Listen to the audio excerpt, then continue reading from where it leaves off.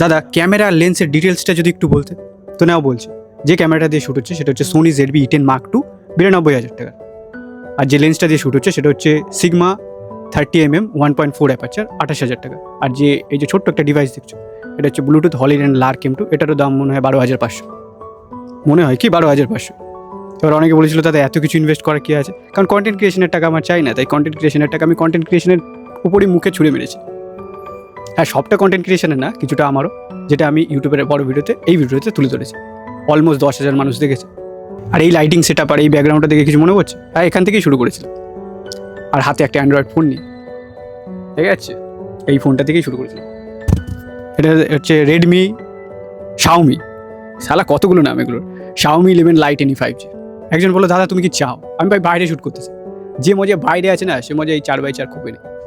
যখন সূর্যমামা তোমার lighting set up হয় আর বাইরের নেচার তোমার ব্যাকগ্রাউন্ড, আলাদাই মজা দেখো। কিন্তু কিছু দিনের জন্য আমায় বা কিছু মাসের জন্য আমি এখানেই শ্যুট করবো, ডিফারেন্ট অ্যাঙ্গেলে, আর তারপর বাইরেই উড়ে যাবো। কিন্তু আমি ভাই তোমায় রেকমেন্ড করবো, স্টার্টিংয়ে তুমি একটা আইফোন বা কোনো একটা ফোন থেকে শুরু করো।